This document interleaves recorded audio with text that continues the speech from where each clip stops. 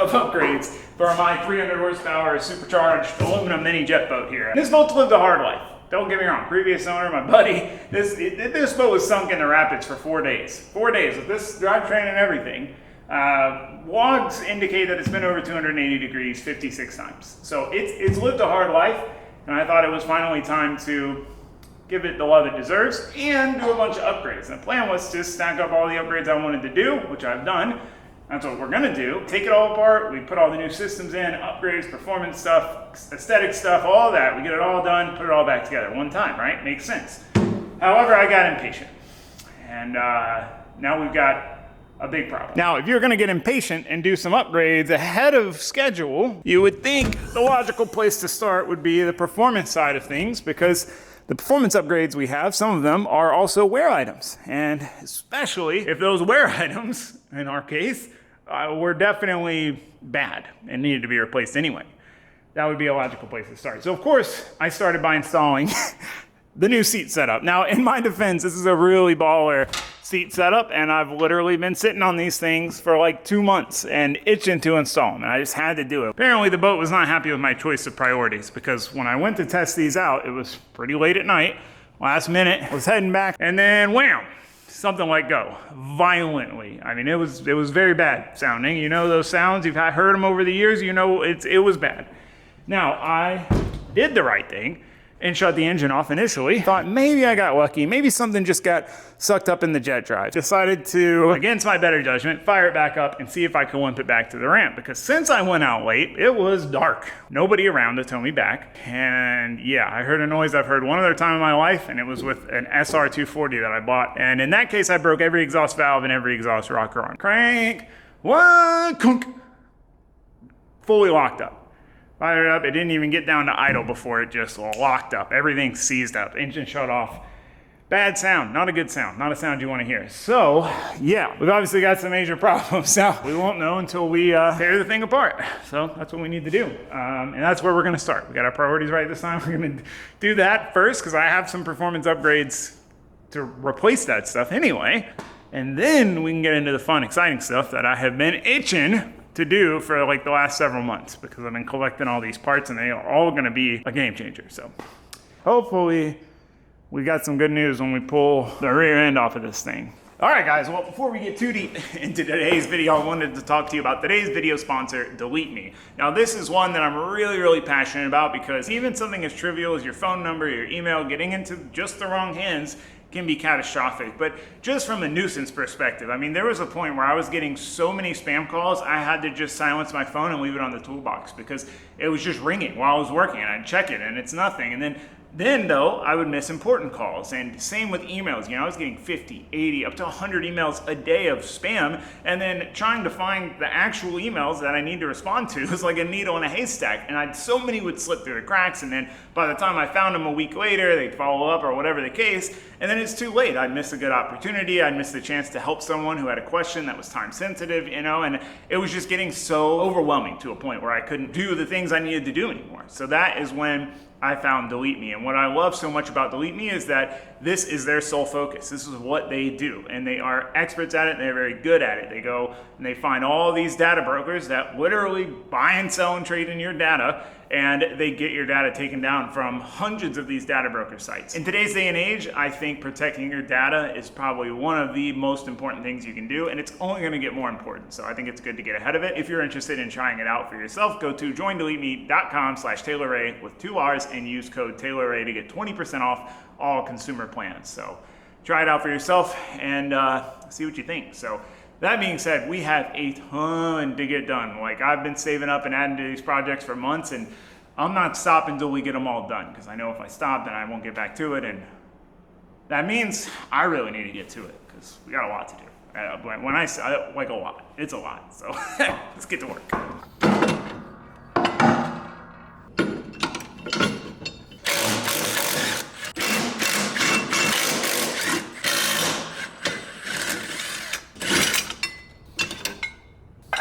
Well, here, let me get you some light. You can see pieces of the prop are wedged. That's bad, man. That's...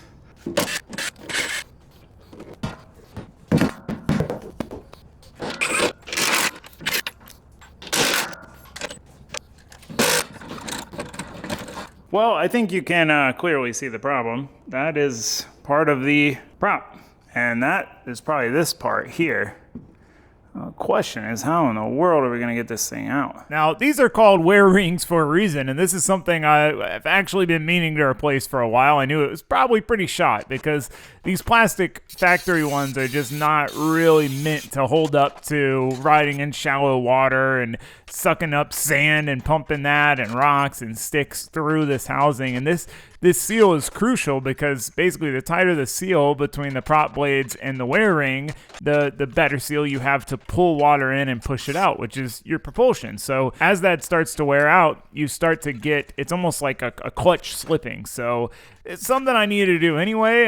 The prop exploding just meant I really had to do it, and it made the job a little bit trickier.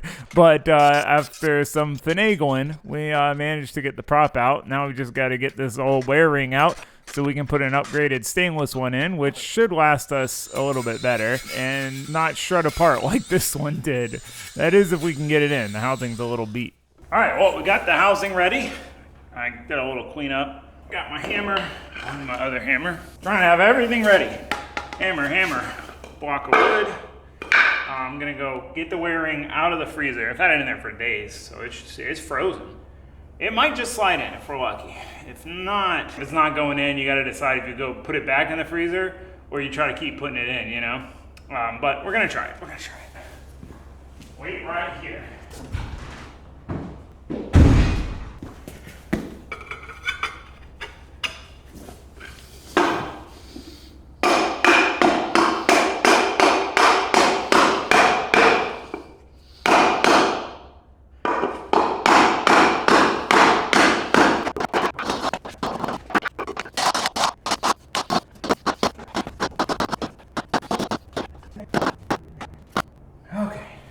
Coming from car stuff, that was what I expected.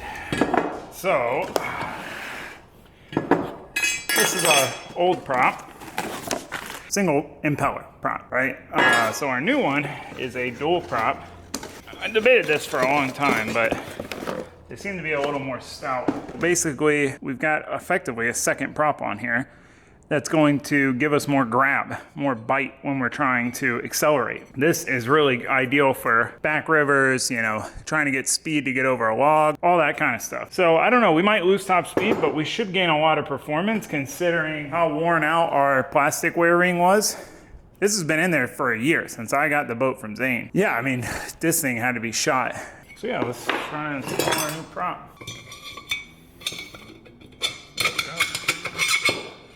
That is tight for sure.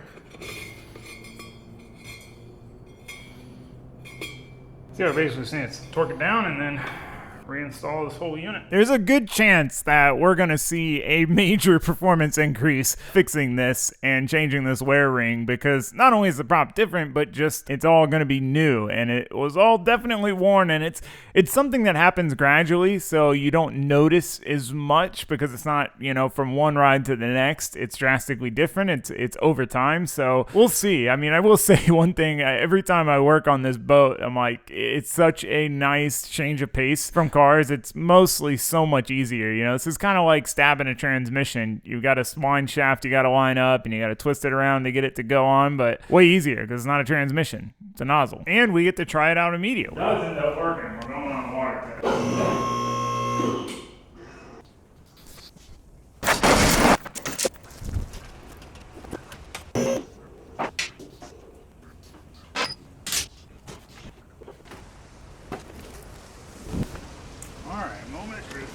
Make some noises because it's a lot tighter.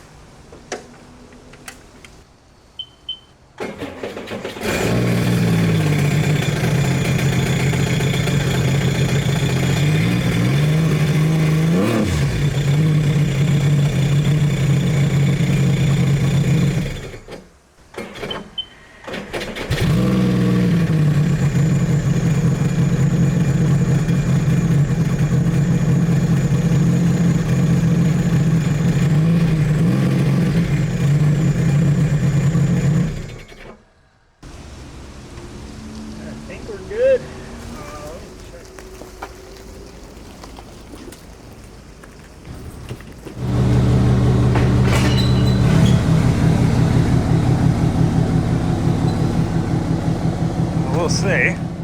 Backing it off the trailer, it definitely felt a lot better. Before, I'd have to rev it so much to back off the trailer, and this time it just basically idled off. So we'll see. All right, moment of truth here. Oh, wow! Holy shit! Ha! That's so crazy! Oh my gosh, it's so much smoother! And it gets out of the hole so much better! Oh my gosh, it's amazing! Whoa!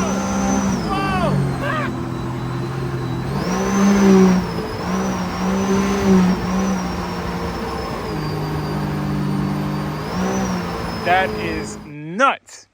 This is literally a whole new boat. I can't believe. It's funny because when I bought this boat from Zane, he was like, I test rode it and he told me the wear ring was shot and had been shot.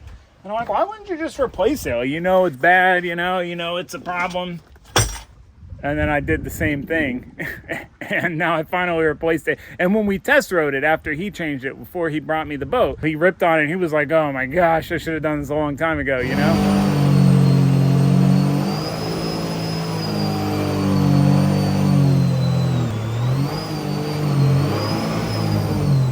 And wow, it's so smooth now. It used to vibrate really bad and it's so much quieter. It would rattle and sound terrible. I thought the supercharger was on its way out.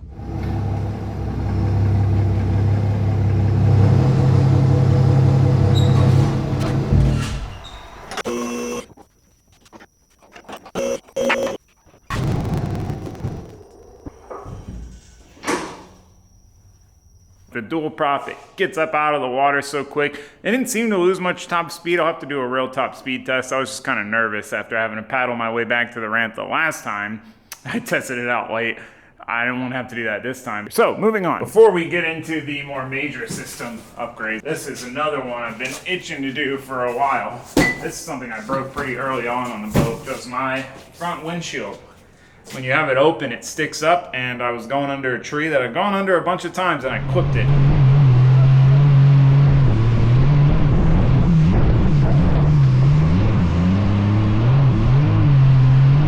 And it tore the windshield apart. So I haven't had a center windshield almost the entire time I've had the boat. But we got our new windshield frame from Synflow Marine / Jetstream. Plexiglass windshield, and we got our old bracket. So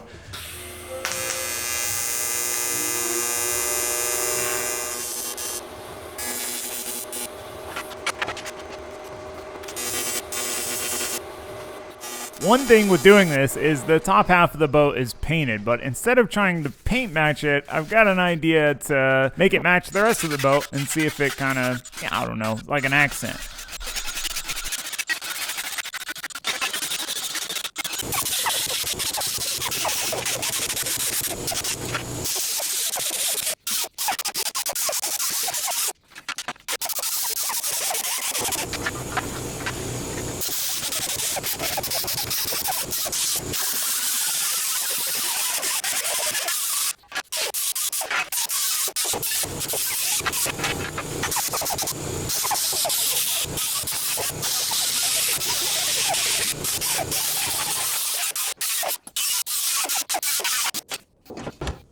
With it welded and polished, quote unquote, we could try to test fit it, and it's a little bit tight. It's not fitting quite right, so we're gonna have to do some massaging. But first, we've got to scavenge all the parts off of our old busted windshield. Man, I've been kicking this thing around for a while, waiting to do this. It's funny because I basically never got to experience having a windshield on this boat. When I got it, it was weird for me to have a windshield in the first place because the first little jet boat I had didn't have a windshield. So when I got this boat, I pretty much ran the windshield open all the time, which is how it ended up getting destroyed. But now that I'm used to the partial windshield, I think it'll be nice to have the option to close it. I really don't even know what that's going to be like. It'll be a new experience for me.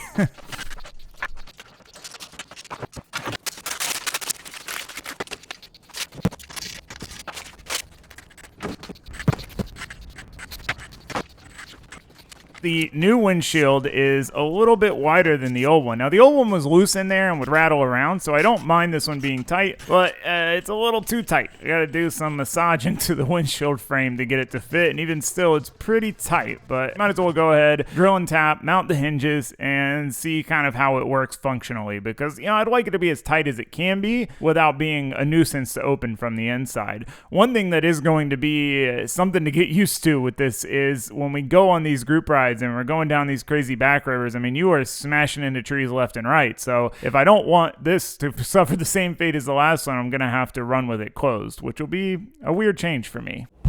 Nice. It shouldn't rattle too much either because it's tight. That was one of the things I wanted to do this time, was have it nice and tight. Very satisfying. Woo! Let's go. Oh man, I should have vacuumed in here. All right, so the large system we have to add actually entails quite a lot of stuff.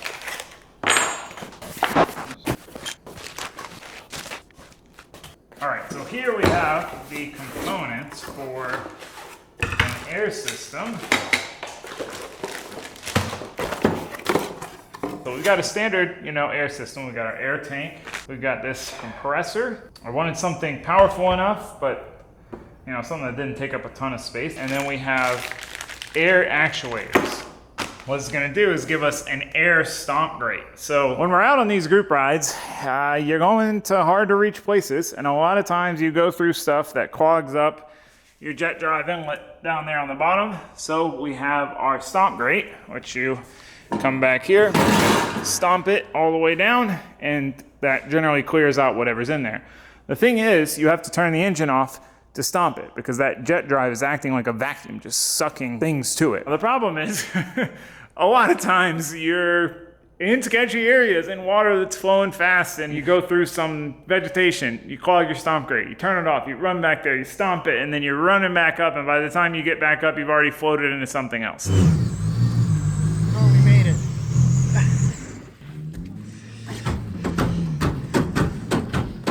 And I often go on those group rides alone. So this is going to be a game changer to be able to just one button press, boom, stomp it. Before we can even think about installing the actuators, we got to make sure that this tank and this compressor fit. I'm a little worried. It's going to be a little bit tight in there. We don't have a ton of space left. And I had a plan on where to mount this tank, but then this bracket that was for a heat exchanger was just perfect to hose clamp it to, and then it's easily removable, and I had to try it, but it is a little bit tight with the Milwaukee pack out setup I have. I've put as much storage as I can in this boat, and there's not a whole lot of empty space left, so the compressor, it's going to be a tall order to get it in a good spot where it's got room to things, it's not going to heat things up, it's not going to get heated up, and have structure to mount to. And luckily, it panned out just perfectly where we have just enough space on this stringer to mount the compressor. And if it all still fits once it's all bolted in, then that is a huge milestone out of the way, because those are the two big, the rest of the system doesn't work without these two components.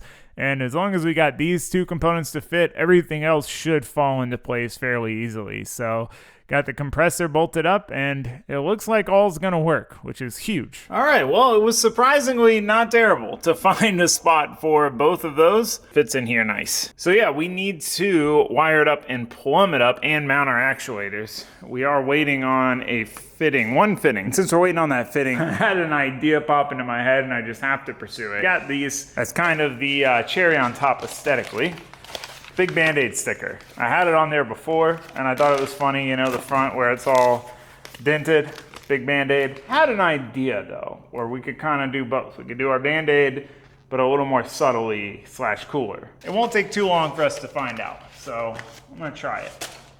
First, we gotta design a Band-Aid. There's just something so cool to me about the Band-Aid over a dent. Way back in the day when I started drifting, a buddy of mine had this really clean, kooky S14, and it had a big dent in the rear quarter, and he had a Band-Aid on it, and I always loved the way that added so much character to the car. For me, the car was way cooler because it stood out. You knew that was his car, and so I like the idea of having the Band-Aid on here, but the Band-Aid sticker just, I don't know, it just never looked quite right. It was a little wrinkly. So I definitely didn't want to get rid of the Band-Aid idea. I felt like it added, good character to the boat. It suited the boat, but I thought, well, if you were going to bandage an aluminum boat, you would do it with an aluminum Band-Aid. So maybe we can draw up a Band-Aid design, cut it out with the plasma cutter now that we got that option, and have an aluminum Band-Aid. And I had to try it, and so far so good. It's a really pretty intricate cut because there's a bunch of starts and stops, and as it's going, it's looking like a big old aluminum Band-Aid, exactly what I was hoping for. And it's the little things, man. There's just something about making a big aluminum Band-Aid that appeals to the inner kid in me.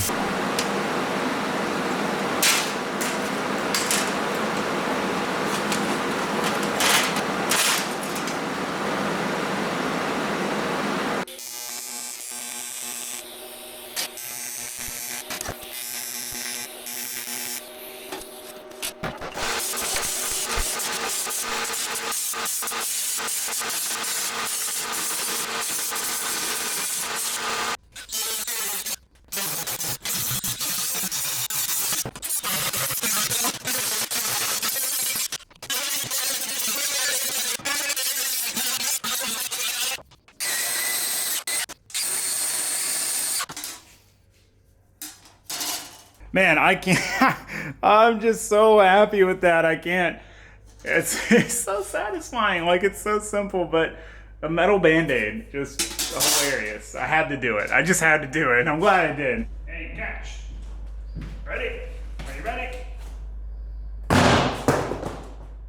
Dang, bro, it almost went into the truck. Since that went pretty smoothly, and we're still waiting on that fitting to start doing all of our line plumbing, and we still need to mount the actuators, but another project that I knew would get the axe if I saved it for last because we'd run out of time is EVA foaming some things. I've got a bunch of leftover foam from when we did the seats, and there's a bunch of little areas that I've thought about putting some EVA foam in. It just makes the inside of the boat feel so much more comfortable and soft, and one of those areas is these cubbies. I don't use them too much because they're metal cubbies, so anything you put in there just gets bounced around like a blender. But if we have padded EVA foam in there, then we kind of have more options for stuff we can put in there. And as I said, storage is very limited on a boat like this, and you're really kind of prying for all the storage you can get. So by foaming the inside of these, we now have, some more usable storage, or the same storage, but it's more usable now. So made a bunch of templates, started cutting the pieces. I'm not too worried about these being perfect because they're inside, but I gotta say, pretty satisfying to see the inside of these foamed. It's something I've thought about doing for a long time and didn't think I'd probably ever get around to it, but I had to do it. Just like the Band-Aid, you gotta do it. Those little things. So another thing I wanted to do, I've been rearranging some of my storage, and this is the pack out that I use next to my seat when I'm bringing extra stuff on a big group ride, keep it watertight. And I had toolbox foam in there, but it didn't work great. So I thought, well, we could just foam the inside of it. And so got a nice padded box there, and then, maybe going a little EVA foam crazy. It's the little things. And one of the big things is doing the top of the fuel tank, because you basically kneel on this when you're reaching down for the sand trap to clean it out, and it'd be nice to have some padding. Now, while I was doing this, I noticed the potential cause of a problem that I've been chasing for a while. My charging system's been kind of wonky lately, and I think I figured out why. These wires are all super brittle, and this one just broke apart when I touched it.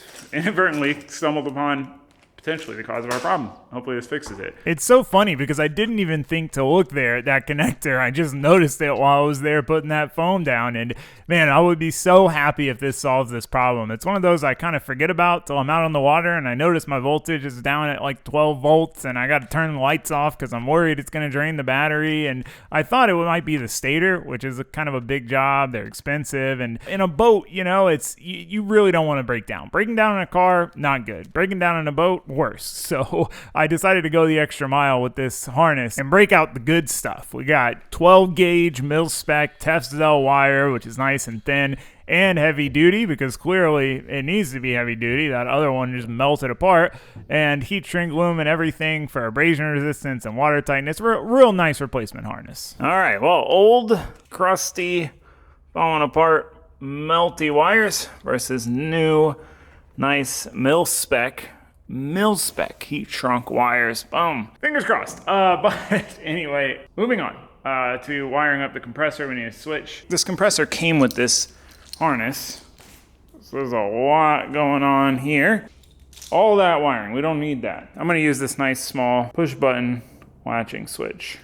That's it. And then this is going to be my momentary stomp, stomp, stomp, stomp, stomp. Wiring is one of those things for me that I kind of did a complete 180 on. I used to despise wiring and avoid it at all costs. And then now I honestly, most of the time enjoy it. I just find it very satisfying and almost therapeutic, which kind of sounds crazy, but I think what swayed me was two things. One, understanding it a little bit better, so I know kind of different ways to achieve the same goal and how things need to be set up and all of that. But also, I think the biggest thing is bench building. So this harness that we've got to run from front to back, I just roughly measured it out and got my wires. I twisted them. I haven't done that in a while. But twisted them together, heat shrink loom, boom, made the whole harness out of the boat. You know, it used to be where I would route everything and then, you know, connect one end and then go cut it and then connect the other end, and then you're doing all that work inside a cramped vehicle. Whereas if you just plot it out, you can just build the whole thing on the bench. You're not hunched over, you're not wedged under a dash, and I don't know, for me at least, it's helped a lot. It makes the process way more enjoyable, and it's more satisfying because you get to see this completed harness and then just go plug it in. And when everything works, man, that is a good feeling. So got the wires in, got our buttons mounted, getting there. All right, well, we got compressor, stomp grate, engine. Cool, we gotta clean up our mess here. All right, well, another little mini harness done. I've just been making a bunch of harnesses. This one is for the solenoid, for the Mac valve to actuate.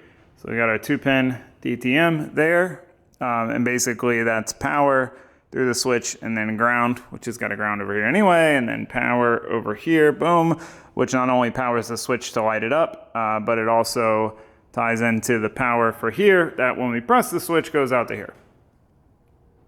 Make sense?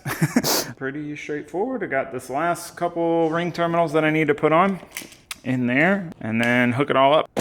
And yeah, let me finish this up and we'll about time to see if it all works. Now, I know I just explained that all you gotta do is build it on the bench and wire and it's fun, but you know, there are some times where you gotta get under a dash or something, but the more you can minimize that, the better. I'm honestly pretty pleased with how this came out. So we got our Mac valve here. It's not plugged in yet, but we got our 2-pin. The other one is here. Boom, so that plugs in, going up to the front. Got our twisted wires. This connector going to the relay. I decided to run 2 wires since we had to run 2 pins anyway, so we've got an extra wire running to the front if we need it. Plugged on this side, boom, power into our Bosch relay here. So that's coming from the button up front. And then for the ground side of the relay, it goes through our switch here. So both things have to happen. We have to press the button up front to send it power, and the switch has to be close to send it ground, and then the compressor will turn on. This was pretty satisfying because I wasn't sure how I was gonna keep this clean. Really happy with how all that came out. It's a little tedious, time consuming, but especially on a boat, it's important that it's sealed. So time to see if it works. Step 1, kill switch. Okay.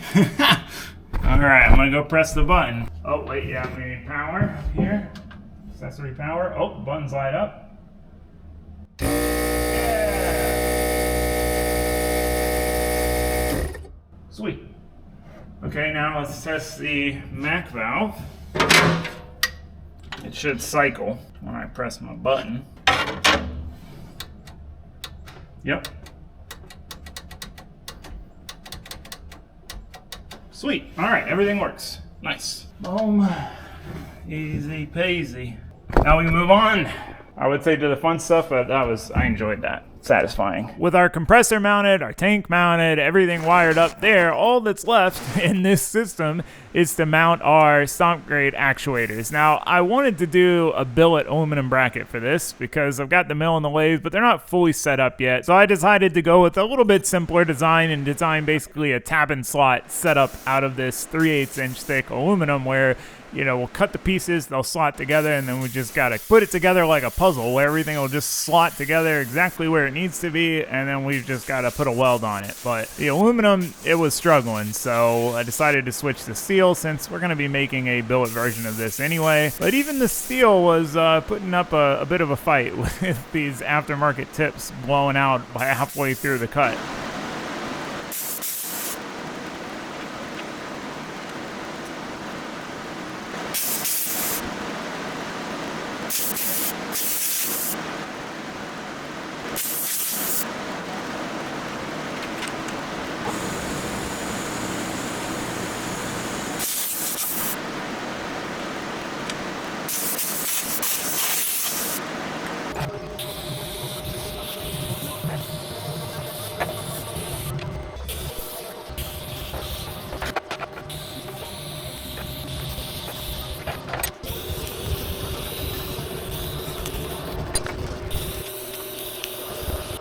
As much as I'm not in love with these brackets, they're not even close to what I envisioned going into this, starting this. They should work. You know, we got them bolted to the bottom of the swim deck. Now we got to figure out side B. We have A, we need B. All right, well, went through a lot of templates, but eventually I got one that works good. And then I wanted to draw it in Fusion. We can trace it with the arc joy, but I wanted to have the drawing.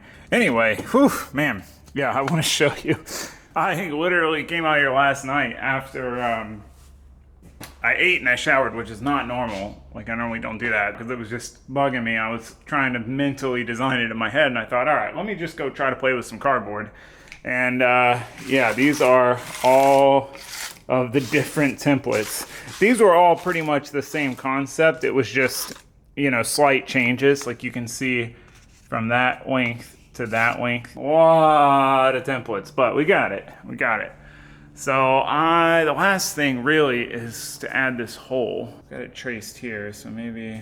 All right, anyway, create 2 functional DXF files. We'll try to cut them, bend them, see if it works. If it works, then we can weld them on. Well, we can weld them on, we can bolt them on, then we can make our lines, then we can call this done and dusted.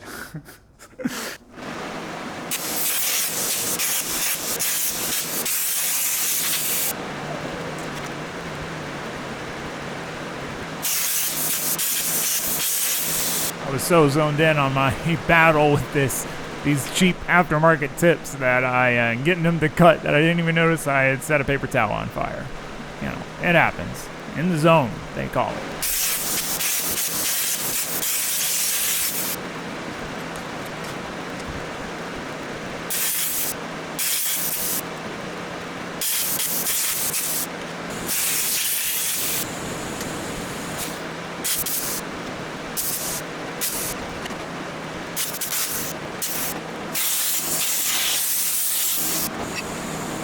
Much better.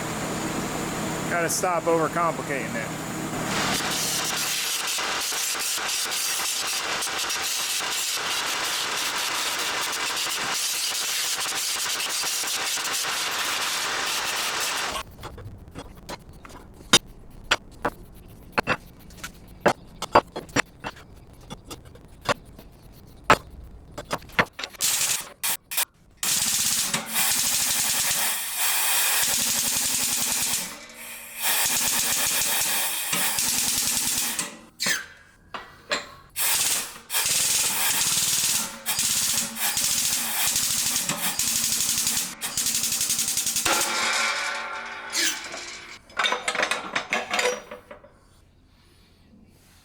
Whoa, these have been quite the struggle, man. This is normally, of all these projects, probably the most in my wheelhouse, and it's just been a struggle. It started bending wonky, and then I made this like 4 or 5 years ago with the standard V.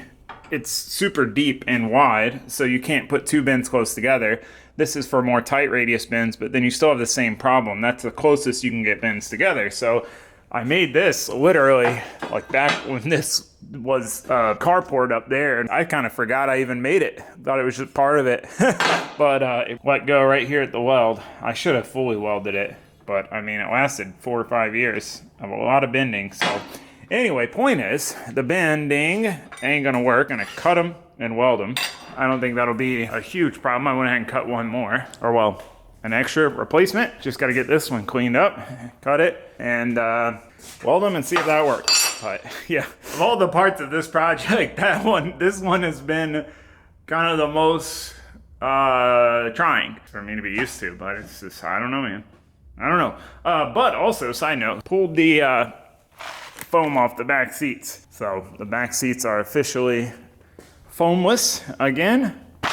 So I've got the new foam. Luckily, we still have the templates that Josue made a while ago. I want to go ahead and get this out of the way so I can get this stuff off the table so I don't fill it with metal dust. This hopefully should go smoother for us. I shouldn't say anything. I'm getting back to work before I jinx myself again. I liked the foam on the back seats before we did all the other foam, the Jetstream, you know, kind of Tron style foam kit. But with the colors of that and the shapes, it just looked out of place for a while, especially the colors. And it was because I couldn't really get any other simple color in the hexagon form at the time. But I didn't want to do this diamond, which is what we're doing now. And it's one of those things. Not to mention that foam isn't quite like the other foam. It's stiff and it's not great for basically what it's being used as, which is a seat cushion. So I got this diamond pattern blue to kind of go with the color scheme of the rest of the boat. The only thing is I never really liked this diamond pattern, which is why I didn't go this route in the first place, and I went with the hexagon soccer ball theme. But I'm hoping that, yeah, with all the other colors on the boat, I'll change my mind about this pattern and like it. But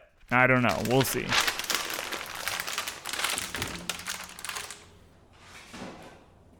Alright, well, I'm not in love with it, which I knew I wouldn't be, but it definitely matches a little bit better. Man, I don't know. We'll see. If anything, I'll take it off and redo it again. We'll see if it grows on me. I'm not in love with it. It's just a little blue. But we'll see. It is going to be way better for the passengers. This stuff's like very, very hard and stiff. It's like, it's just a different kind of material. It's like more vinyl-y compared to soft and squishy, if that makes sense. So that'll be a lot better for passengers sitting in the back seat.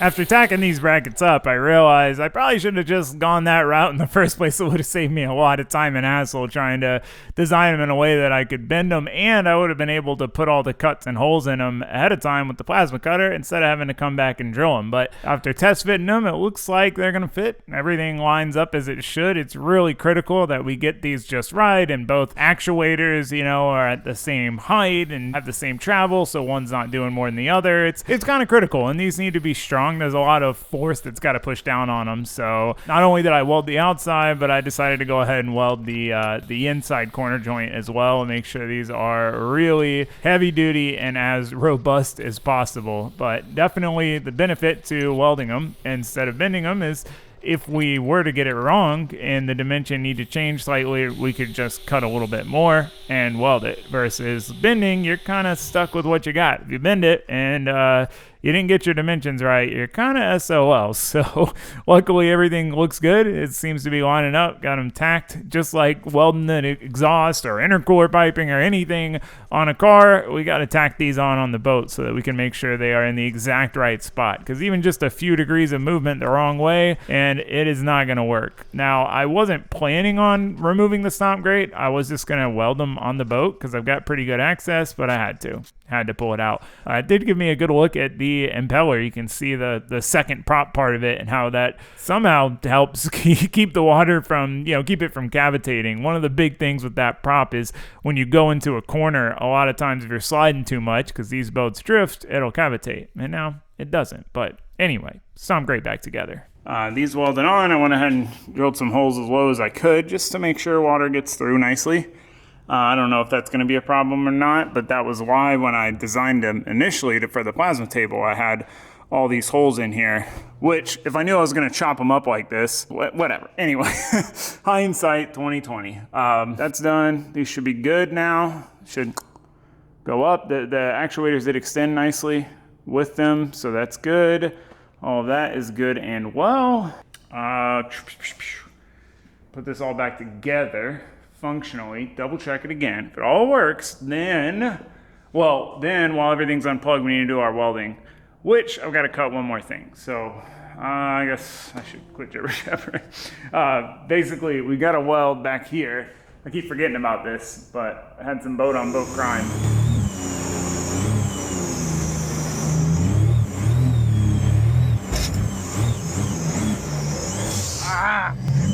Damn it. Split my boat open, so this pod keeps filling up with water. So anyway, I gotta weld that shut, but then I thought, well, could do a small Band-Aid and wrap it over. A pair of aluminum Band-Aids, but rescaled. So I did all the math on the rescaling and figure out the size, blah, blah, blah. But I gotta get that cut. One thing at a time. Let's finish putting this back together, and then we can weld. Let's see. Oh yeah. He's dialed now, boys.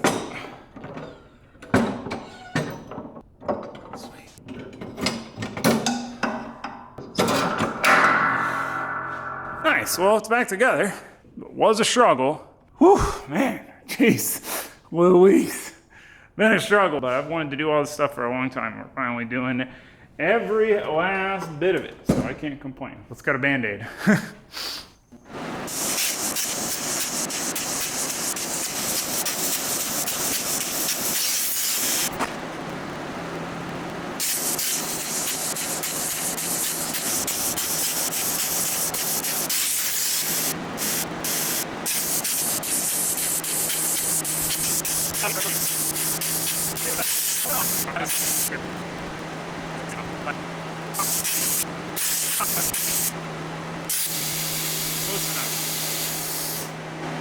All right, well, here's all 4 Band-Aids. I've definitely been having way too much fun cutting these Band-Aids, but it's time to get to the real welding. Welding up this seam, I did basically multiple layers of weld. Welded onto the toe everywhere, reinforced it as much as I could because that area is the area that wall taps trees and stuff, so it gets pretty beat up. Granted, that's the first time I've split it open, but, the Band-Aid, add a little extra protection, a little extra strength, make sure it doesn't come apart again.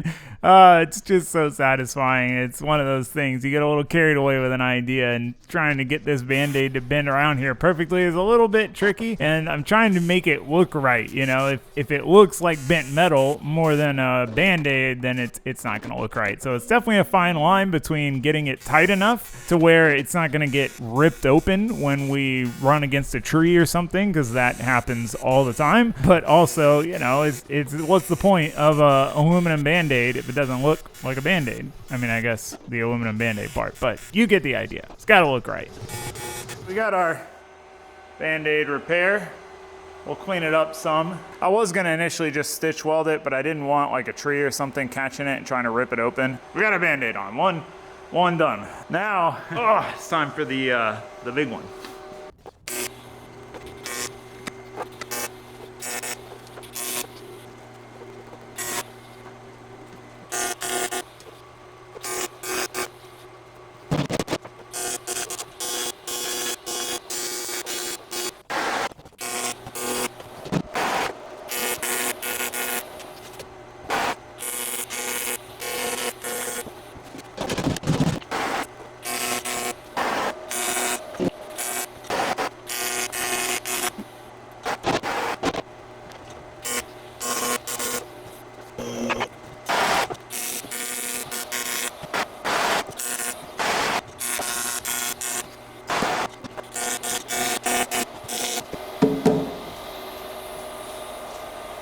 with the boat now. Definitely, admittedly, went through quite a few tungstens on that job. All right, well, main Band-Aid installed. I gotta say, I'm pretty happy with that. Oh, it's cool. I can't wait to see what it looks like in the water. So anyway, we're done with the welding, at least as far as I know, assuming we don't have any problems, things we gotta revisit. So time to drop it down, and then we gotta start making bacon and lines, which I've got this, I have nicer stuff, but for this, got some cheap stuff. But I had to do the red and blue, America. This is like when you see an old hot rod, the red and blue AN fittings is like the staple. Yeah, I'll probably put these on the inside, those on the outside. I don't know. We'll see. We shall see. But anyway, let's drop it down. Get this thing plumbed up. Well, we are getting there. By golly.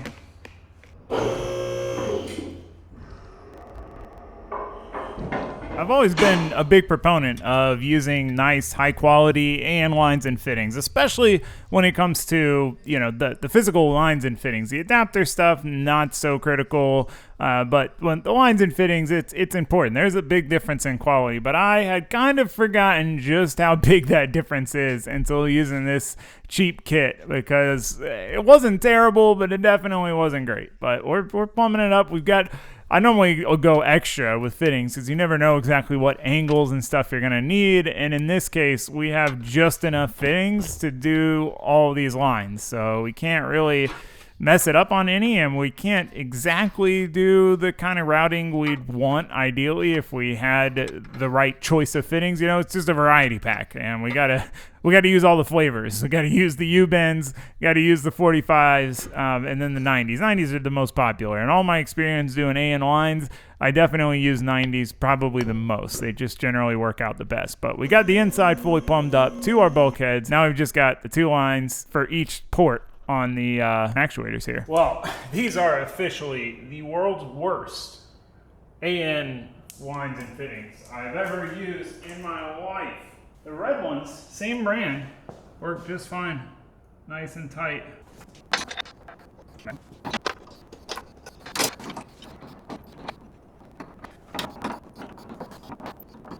The threads, hold on, let me show you, see if I can show you. The threads, I don't know if you're gonna be able to see that, but they're just so loose. They're so loose. Frustrating, but I got them done. I thought might as well make them equal length.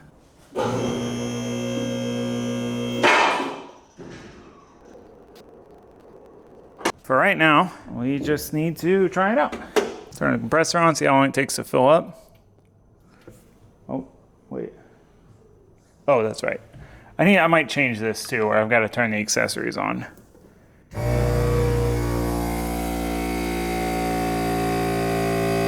All right, well, compressor got to full, shut off, but first it leaked. Dude, this fitting, I told you these fittings are terrible. Has a pinhole in the metal fitting itself. I've never seen that in my life. It was just pouring air out. So luckily I'd gone and grabbed crimped pre-made lines, and this is what I'm gonna do, honestly, to replace all these. So anyway, it's full there. No thanks to these lines and fittings. Real quick. Oh, I'm nervous. I am nervous. Oh, let me set you down. You're kind of up in the clouds there. I mean, I will say the compressor filled up the tank pretty fast. We need to go up a little. All right, ready?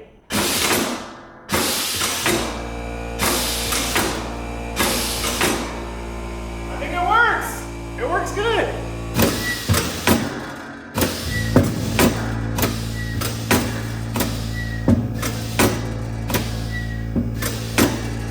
Now, here's the thing. We wouldn't be able to stomp grate this if the compressor failed, and that's why most people don't do dual acting with these, so they can retain this pedal. But theoretically, I'm gonna turn the compressor off. Oh, well, turn on, see how quick that was?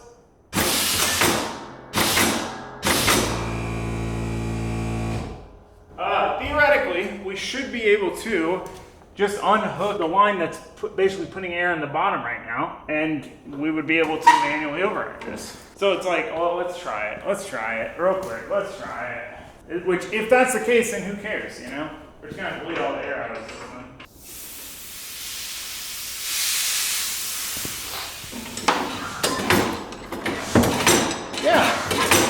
Yeah, so that works perfect. That's so exciting. That was the big unknown.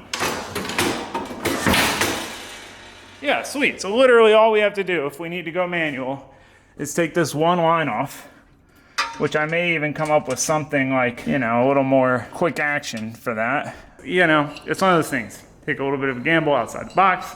Sometimes it works, sometimes it doesn't, but it works. All right, well that's done.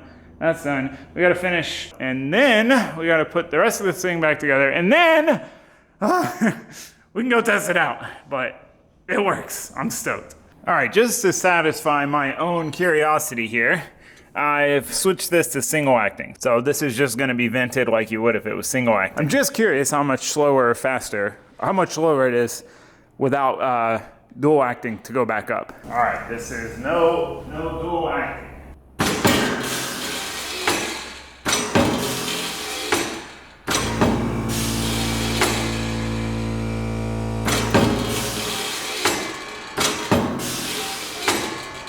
All right, this is dual acting. I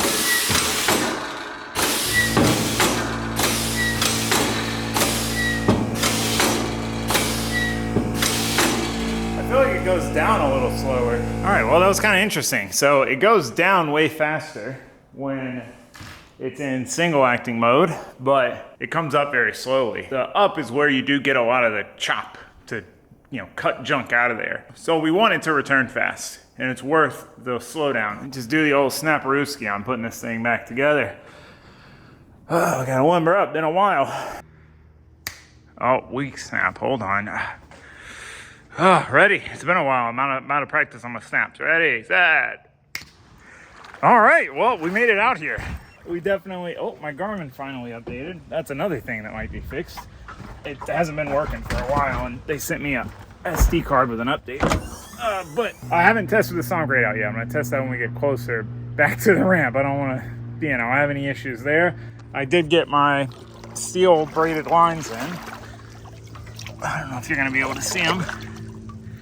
You can kind of see them. One didn't come in, so one's still way long, but otherwise those are there. Oh, the wiring for the alternator, it works. Oh, it's so much better. Before, when I'd be cruising, this thing would start out charging at like 13 volts, then drop down to like 12s, and then eventually, you know, down to 11s. And now it's charging at 14 volts. No problem when we're cruising around, so that's great. Everything seems great. So knock on wood so far, honestly. The steering wheel feels really nice, liking that. Gosh, I forgot all the things we've done. But yeah, mainly we need to test out the Stomp grate. It's kind of the last thing. Anyway, we made it out here. Feels good after a long week of working on this thing to take a step back and enjoy it. A side note, take a look at the Band-Aids. Pretty stoked on that. It is really subtle. I almost wish I painted it, then I couldn't weld it, but it's cool. It's like you wouldn't really see it unless you're looking for it, you know? And the other one on our welded up seam back there is the same way. So I'm really happy, man. I love this boat, and it's coming back to life, finally. All these upgrades I've been stockpiling for months. Finally getting the chance to install them and fix all the other little issues while we're there, so. Oh yeah, it's sunset. Woo! That's a sunset. That freaking thing's rattling.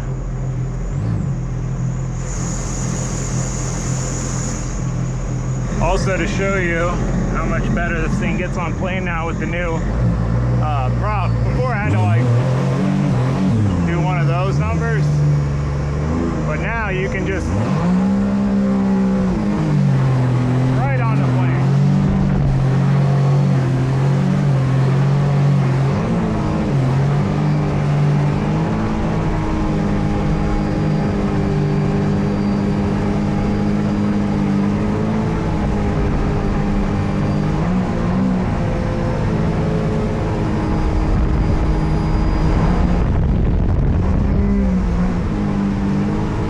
It grabs way better.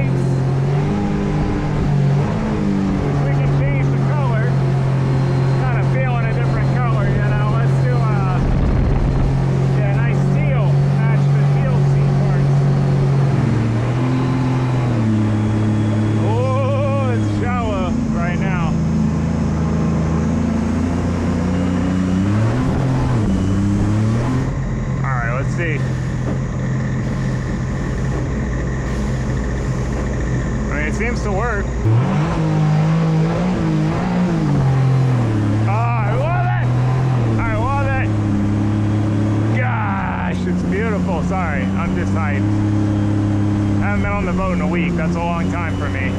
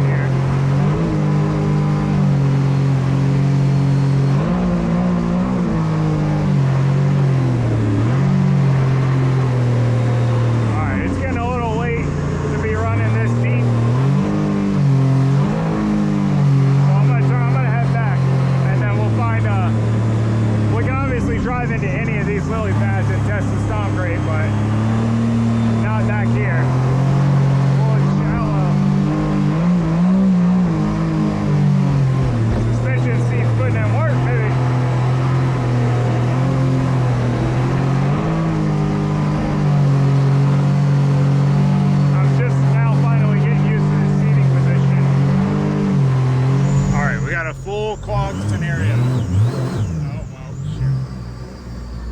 It was clogged a second ago. Okay, there we go. You hear that? So let's see how this works.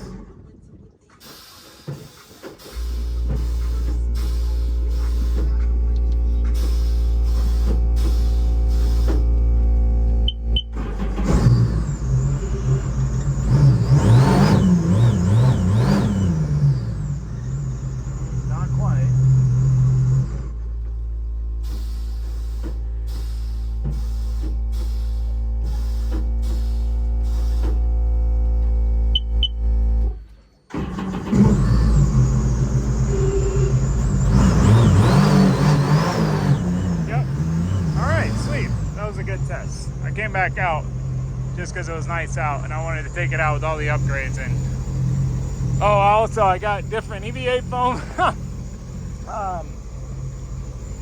and I only had time to do it on one seat, but let me know in the comments which you prefer. I'm much preferring the hexagon black and white. I think it'll look good with both of them.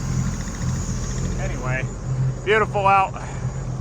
All right, well, boat's back in the shop for the short term. I'm still tinkering. I can't help myself when I'm like a dog with a bone. When I got a project and there's some refinement to be done, I can't help it. So I want to change these. I did get the braided lines. You can see them there. And this one over here.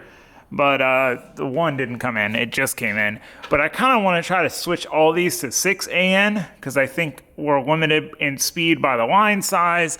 I also switched to that 4-port Mac valve I actually had bought for the Vet because I'm going to change the boost setup on it.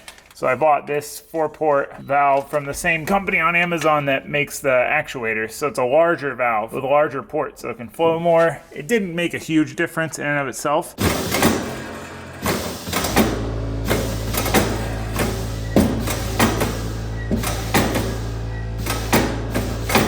But I'm hoping maybe the line change will. So anyway, I'm tinkering. Seats, I like the way the seats look for the most part, aside from the high back. The suspension bases with the Fox Air Shocks, they've been really nice. I like them more than I thought I would. I thought I'd want them locked out for normal riding and then soft for jumps, whatever, but I like them. But the seats, just comfort-wise, I'm still not in love with them. I thought I'd like it because it'd be more like a bucket seat in a race car, you know, that I'm used to, but it's just something about them.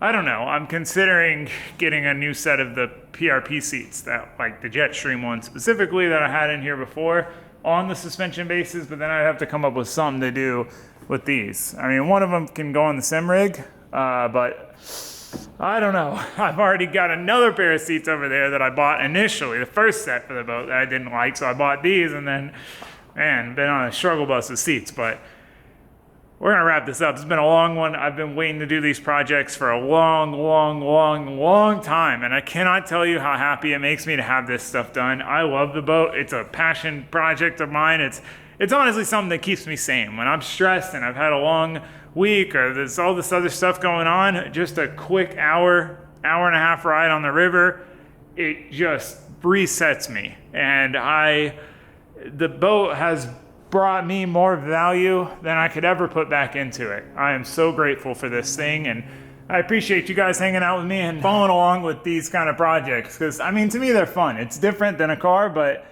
it's got its own challenges, you know? So I got my new dock lines in too. I had the red ones, and I got some blue ones to, you know, match better with clips, and it's the little things. Just always fine tuning. So anyway, I'm gonna quit jibber jabber. I know this is long. Thank you guys for watching. Thanks for subscribing. I will see you next time. We're finally getting back to work on the NASCAR Swap Miata build, which I am so eager to get to fabricating. So I'll see you guys for that. But for now, that's it. Thanks for watching. Thanks for subscribing. Goodbye, guys. Probably cut most of this out like I normally do. Cut most of my talking out, because I think that video hasn't been that long, and I edited it, and I'm like, what are you doing, bro? This video is like 4 years long. Anyway, see, like that'll all get cut because it's too much talking.